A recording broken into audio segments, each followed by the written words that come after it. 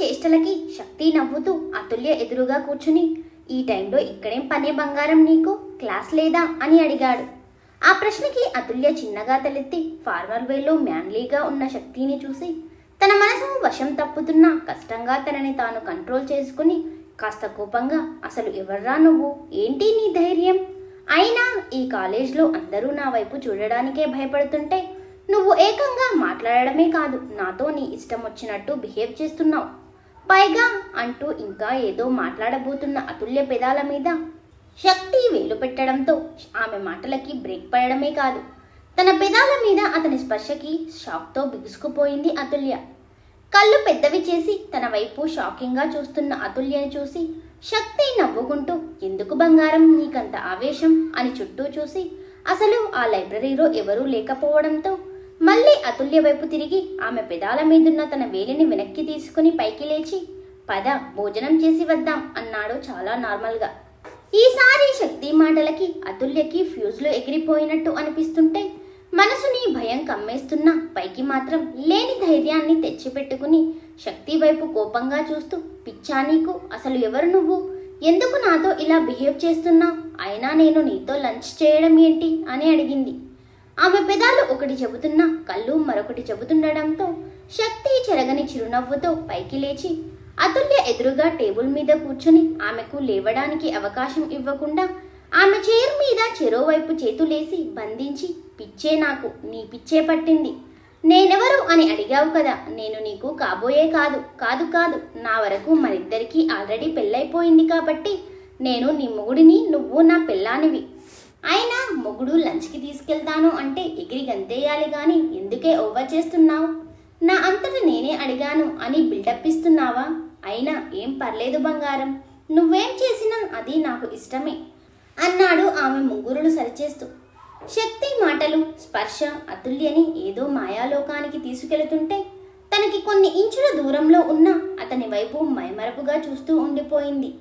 ఆమె చూపుకి శక్తి చిన్నగా ప్లష్ అవుతూ ఉండేసరికి తేరుకున్న అతుల్య, మాయ చేస్తున్నావు కదరా, నా పరిస్థితి నీకెలా చెప్తే అర్థమవుతుందో నాకు తెలియట్లేదు అనుకుంటూ శక్తితో కోపంగా మాట్లాడితే పనవ్వదు అని అర్థం చేసుకుని తన ఒరిజినల్ క్యారెక్టర్లోకి వచ్చేసి, నా మాట విను సిబ్బి, నువ్వు అనుకుంటున్నట్టు నేను అందరి అమ్మాయిల్లాంటి దాన్ని కాదు, నా లైఫ్ అంత ఈజీ కాదు, నేను అందరిలా అంత స్వేచ్ఛగా బయట తిరగలేను, ఇక ప్రేమ అంటావా, అది అసలు జరిగే పనే కాదు, ప్లీజ్ నేను చెప్పింది అర్థం చేసుకో, అనవసరంగా నా వెంటపడి తిరుగుతూ నీ లైఫ్ని స్పాయిల్ చేసుకోకు ప్లీజ్ అని ప్రతిమిలాడింది అతుల్య. ఆమె ఒరిజినాలిటీకి శక్తి మరింత మెల్ట్ అవుతూ, ఎంత ముద్దుగా మాట్లాడుతున్నావే బంగారం అంటూ అతుల్య బుగ్గలు గిల్లగానే అతుల్య ఆశ్చర్యంగా, నేనింత చెప్పినా నీ బుర్రకి ఏం ఎక్కలేదా అని అడిగింది అమాయకంగా. ఆమె ప్రశ్నకు శక్తి నవ్వుతూ, నువ్వు అనుకుంటున్నట్టు నువ్వు అందరి ఆడపిల్లల్లాంటి దానివి కాదు బంగారం, ఆ విషయం నేను ఒప్పుకుంటాను, కానీ నీ లైఫ్ పంజరం అనుకుంటున్న నీ భ్రమను కూడా నేనే దూరం చేస్తాను, ఇక నీ వెంట తిరుగుతూ నిన్ను ఇబ్బంది పెట్టడానికి నాకు నీ మీదున్నది అట్రాక్షన్ కాదు, నీ కోసం ప్రాణం ఇవ్వడానికైనా ప్రాణం తీయడానికైనా వెనకాడని ప్రేమ, అలానే నువ్వు నా ప్రెజెన్స్ని ఇబ్బంది పడట్లేదు, ఇష్టంగా ఫీల్ అవుతున్నావు, మనిద్దరికి ఒకరి మీద ఒకరికి ఎప్పుడో ప్రేమ పుట్టేసింది బంగారం, కాకపోతే ఆ ప్రేమను నేను తొందరగా గుర్తించాను, కానీ నువ్వు గుర్తించడానికి నాకేమవుతుందో అని భయపడుతున్నావు, అలాంటి భయాలేవి పెట్టుకోకే పిచ్చి మొహమా, నేనున్నాను కదా, నీకే కాదు నీతో ఉండే నాకు కూడా ఏం కాకుండా చూసుకునే బాధ్యత నాది, నన్ను నమ్ము బంగారం అన్నాడు ఆమెకు అభయం ఇస్తూ. అతని మాటలకి అతుల్య మనసు ఏదో మంత్రం వేసినట్టు తేలికపడడంతో సన్నటి చిరునవ్వు వచ్చి చేరింది ఆమె పెదాల మీద, కానీ అది ఎంతోసేపు నిలవలేదు, కారణం వాస్తవం ఆమెను శక్తికి దగ్గర కానివ్వడం లేదు, తన వల్ల అతనికి ఏమైనా అయితే అన్న ఆలోచన కూడా అతుల్య భరించలేకపోతుంది.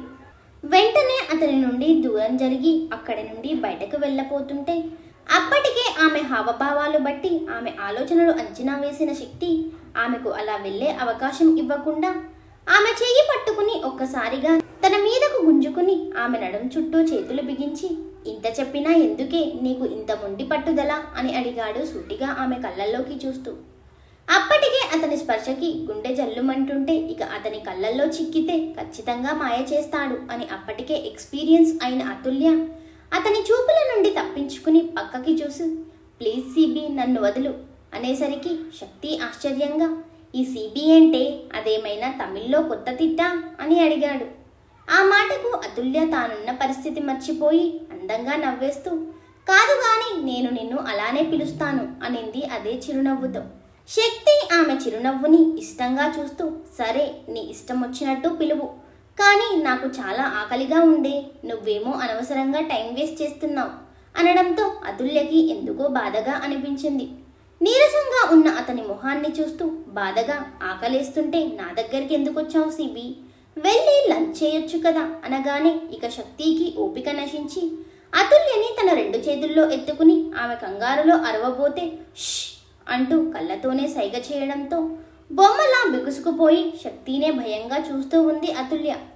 శక్తికి అదంతా అలవాటున్న ప్లేసే కావడంతో లైబ్రరీకి వెనుక వైపున్న డోర్ నుండి అతుల్యని ఎత్తుకొని బయటకు తీసుకొచ్చి ఆమె చున్నీ తీసి ఆమెకు స్కార్ఫ్ కింద కట్టి తాము లంచ్కి వెళ్తున్న విషయం తల్లికి మెసేజ్ చేసి బైక్ స్టార్ట్ చేసి కూర్చో అన్నట్టు సైగ చేశాడు అతుల్యకి.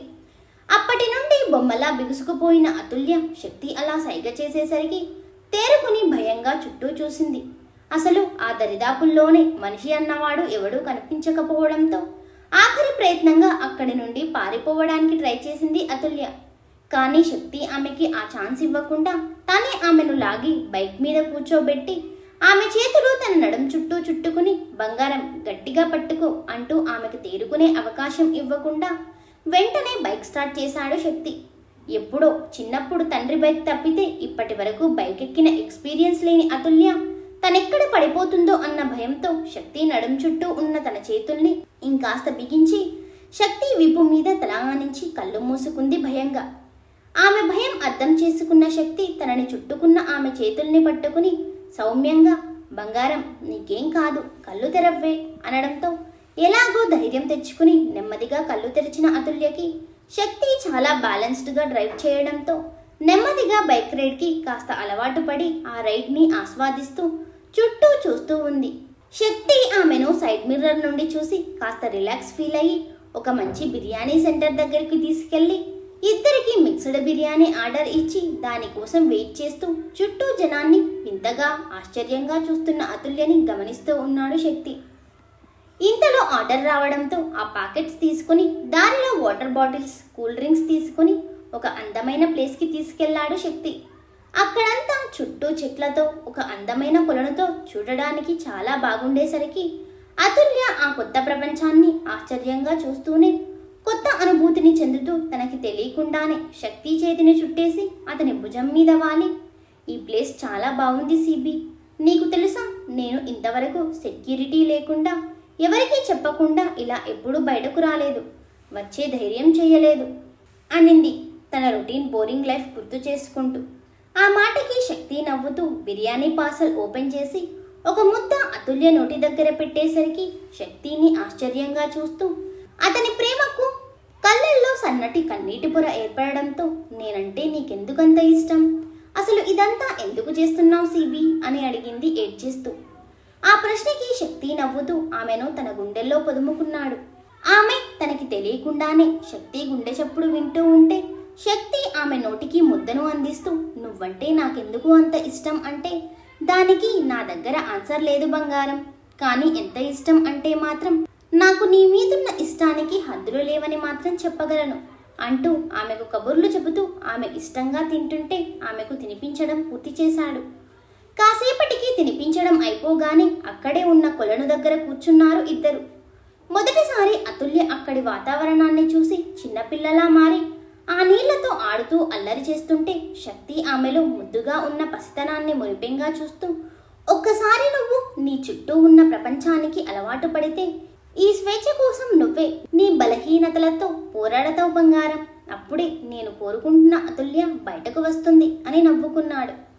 కాసేపటికి అతుల్య మౌనంగా మారిపోవడంతో ఆమెకు తన తల్లిదండ్రులు గుర్తొచ్చారు అని అర్థమైన శక్తి వాళ్ళిద్దరికీ మధ్యలో ఉన్న ఒక్క అడుగు దూరాన్ని కరిగించేసి ఆమె నడుం చుట్టూ చేతిలేసి బిగించి ఆమె భుజం మీద తలవాల్చి ఎందుకే నీ మనసుని కష్టపెట్టే విషయాలను పదే పదే తలుచుకుని నిన్ను నువ్వు ఇంకా బాధ పెట్టుకుంటున్నావు అని అడిగాడు బాధగా.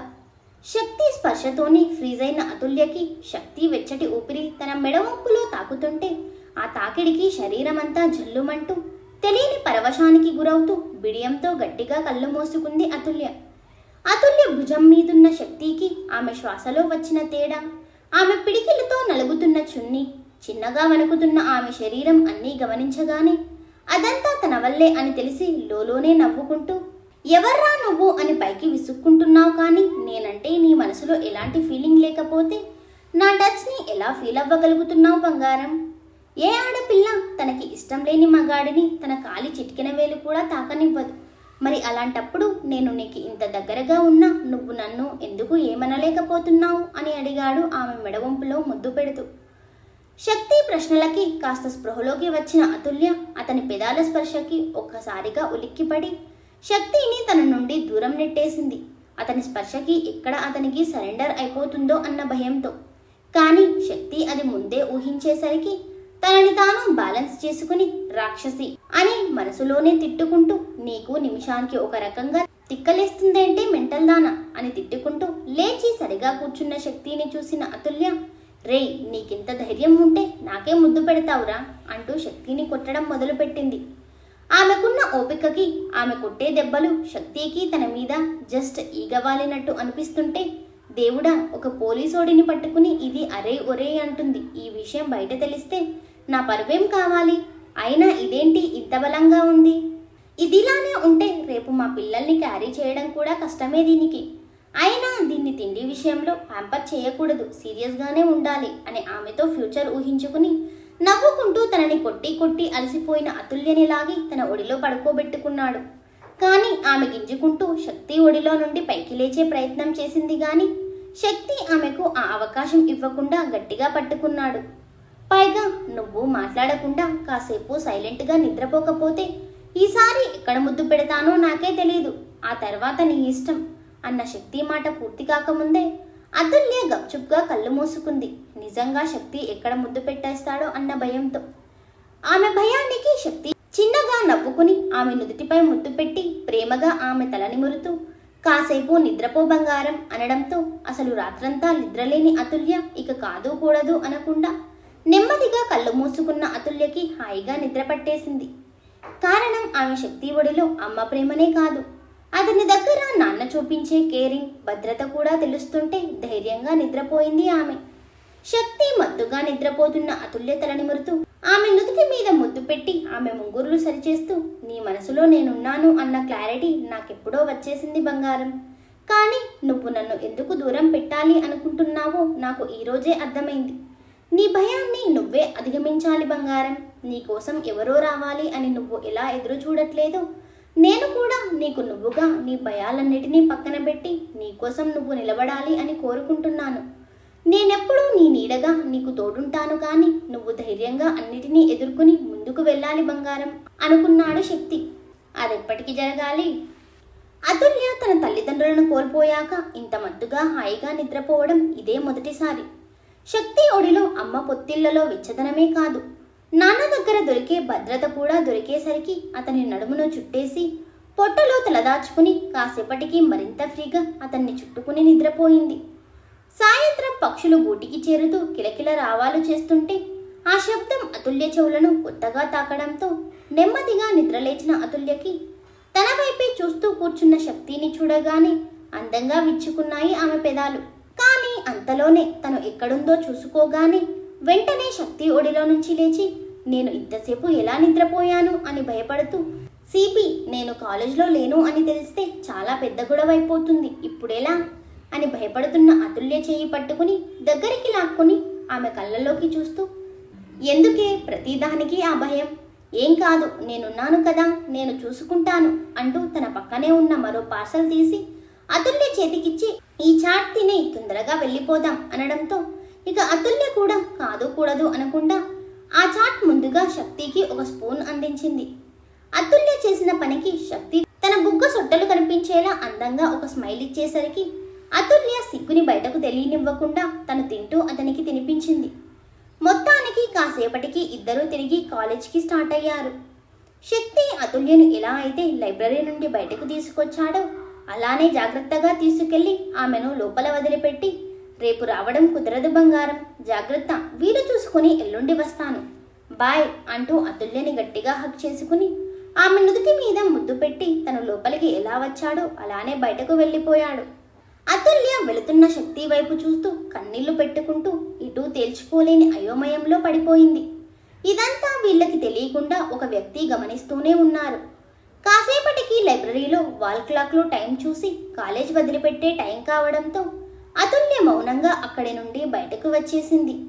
కాసేపటికి ఇంటికి చేరుకోగానే ఫ్రెష్ అయ్యి తను విడిచిన బట్టలు జాగ్రత్తగా దాచిపెట్టుకుంది. కారణం ఆమెకు ఆ బట్టల్లో శక్తి ఫ్రాగ్రెన్స్ తెలుస్తుంటే అతను తనతోనే ఉన్నట్టు ఫీల్ అవుతూ చాలా రోజుల తర్వాత తనకి ఆకలి తెలియడంతో వల్లి గారు తన కోసం భోజనం తీసుకుని రాగానే కడుపు నిండా తినేసి ఎప్పటిలా బుక్స్ ముందేసుకుని కూర్చోకుండా లవ్ సాంగ్స్ పెట్టుకుని వింటూ ఆ సాంగ్స్ లో ప్రతి చిన్న లిరిక్ లోనూ శక్తినే ఊహించుకుంటూ నెమ్మదిగా శక్తి ఊహల్లో నిద్రలోకి జారుకుంది అతుల్య. కాలేజ్ నుండి డైరెక్ట్గా స్టేషన్కి చేరుకున్న శక్తికి తను లోపల వేయమని చెప్పిన బిజినెస్ మ్యాన్ని ఎవరో బెయిల్ మీద విడిపించుకుని వెళ్లారు అని తెలియడంతో అక్కడున్న శరత్ని సీరియస్గా చూస్తూ తన క్యాబిన్లోకి వెళ్ళిపోయాడు శక్తి. ఇంతలో మారన్ కేసుకి సంబంధించి మరో లీడ్ దొరికింది అని తన సబార్డినేట్స్ నుండి మెసేజ్ రావడంతో వాళ్ళెవరిని లొకేషన్కి వెళ్ళొద్దు అని చెప్పాడు శక్తి. అదంతా ట్రాప్ అని ముందే ఊహించి వాళ్ళకి విషయం తర్వాత క్లియర్గా చెప్తాను అని చెప్పి వాళ్ళకి 2 మొబైల్ నంబర్స్ ఫార్వర్డ్ చేసి ఆ నంబర్స్కి సంబంధించిన ఇన్కమింగ్ అవుట్ గోయింగ్ కాల్స్ అన్నీ ట్రేస్ చేస్తూ ఎప్పటికప్పుడు తనకి ఇన్ఫర్మేషన్ ఇస్తూ ఉండమని చెప్పి తన ఎదురుగా ఉన్న సిస్టంలో నిన్న శరత్ వెతకడానికి వచ్చిన డీటెయిల్స్ అన్నీ తన మెయిల్కి ఫార్వర్డ్ చేసుకుని ఆ తర్వాత ఆ డీటెయిల్స్లో కొన్ని మార్పులు చేసి అలానే వదిలేశాడు శక్తి. అసలు శక్తి ఏం చేస్తున్నాడో నెక్స్ట్ పార్ట్లో చూద్దాం. Thank you for watching.